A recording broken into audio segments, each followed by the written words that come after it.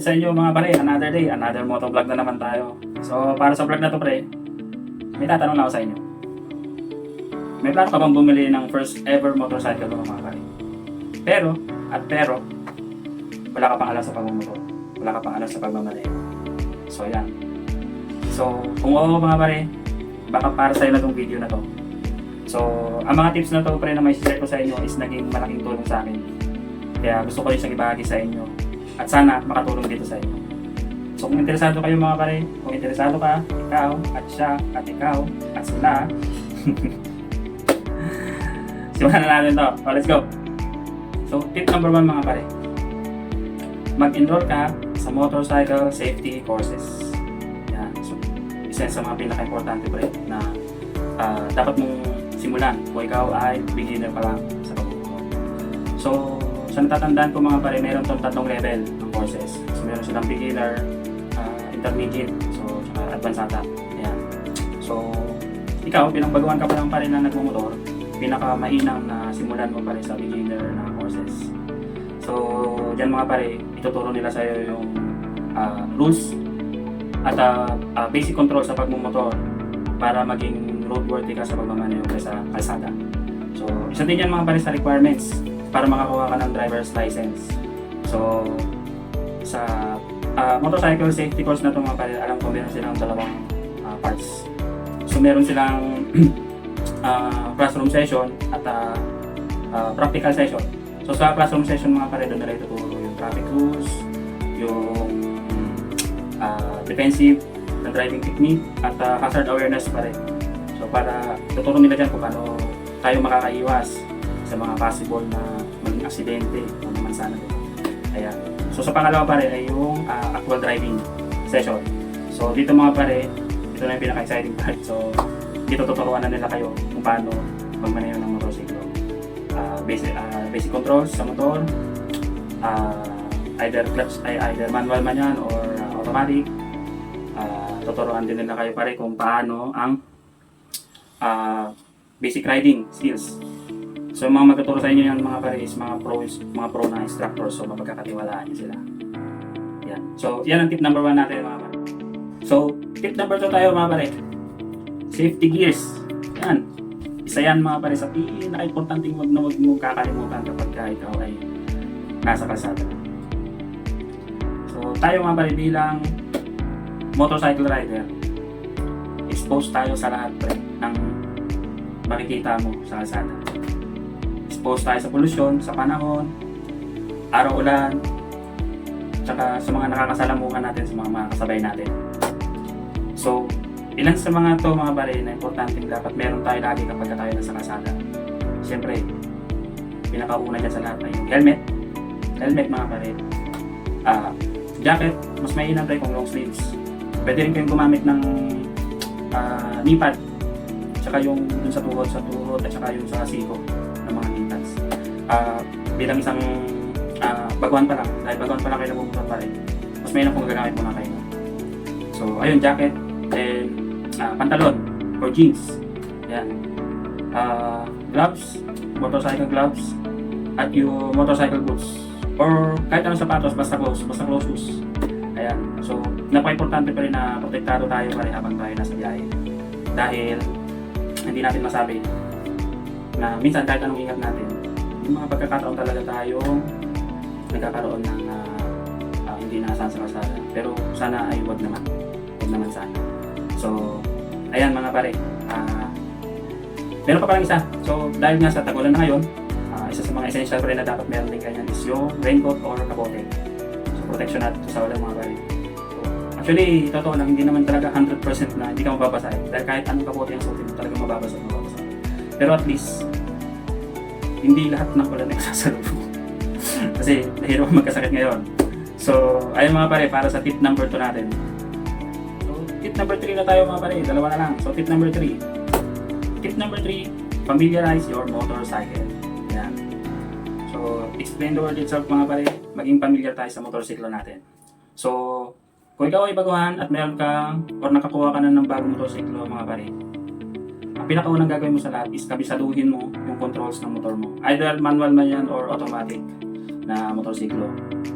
So, kabisaduhin mo kung nasaan yung throttle, yung brakes, yung signal lights, kusina, at kung manual ka mga pare, gear shifter, yung preno sa likod, yung preno sa harap, at yung clutch lever niya. Ayan. So, pinakamaganda dyan pre, siguro, upuan mo muna ng nakapatay muna yung motor mo mga pare. Ayan.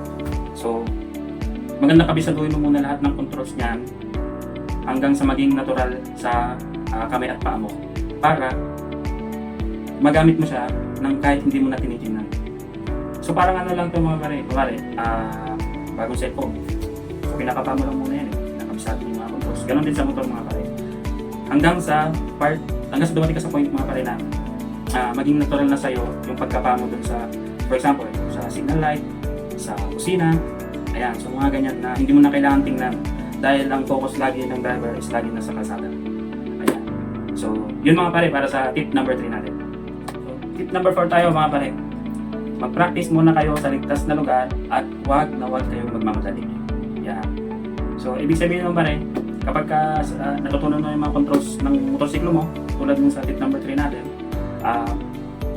maaari ka na mag-practice mga pare sa kalsada na. Pero, huwag muna doon sa mga congested na lugar na tulad nung sa mga traffic areas na maraming pedestrian, maraming motor, maraming sasakyan, maraming ka nakakasabay. So, magsimula ka muna mga pare sa mga open areas tulad ng mga parking lots, pakante lote, ayan, dun sa mga less na obstruction sa kalsada para hindi ka muna masyadong pressure. Ang mahalaga kasi doon mga pares, masanay ka muna na sinasakyan mo na pare yung bagong motor mo. Ayan mga pare. So, sa pagpapractice pare, wag muna kayo magmamadali. Huwag yung bibilisan. Doon muna kayo sa mabagal na lang muna na takbo. Dahil mas mainam pare na mabagal pero ligtas kaysa mabilis pero napakadelikado naman. Sabi nga sa akin dati nung nag-aral ako dati sa driving course na sa tip number 1 natin pare. Mabilis lang ang magmabilis pero mahirap ang magmabagal. Ayan. So kahit hindi ko explain yan pare, maintindihan natin lahat yan. Ayan. So yun mga pare para sa tip number 4. So nandito na tayo pre sa last part ng video natin ng ating tip number 5. So para sa tip number 5 natin pare, itong pinaka-importante sa lahat kapag ka ikaw ay nasa kalsada.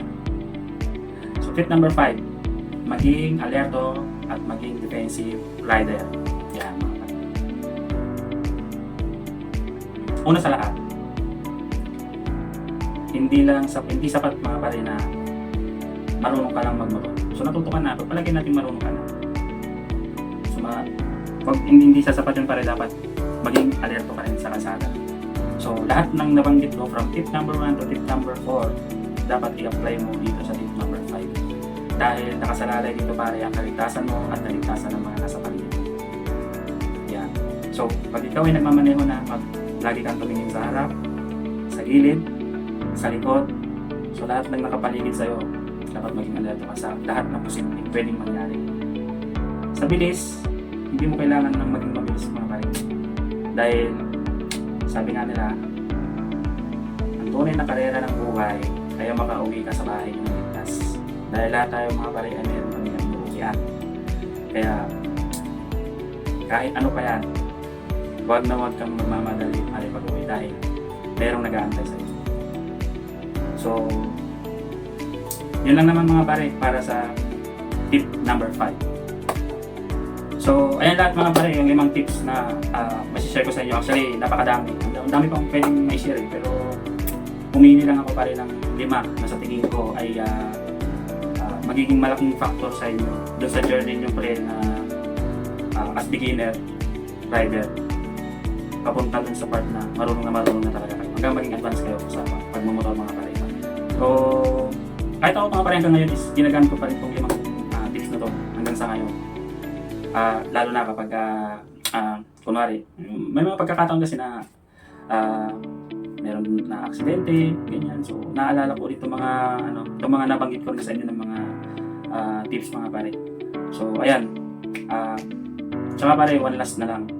Lagi niyong tandaan pare na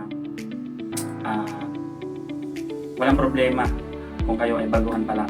Dahil wala namang baguhan pre na expert agad. So lahat yan pre nagsisimula sa pagiging walang alam hanggang sa matuto.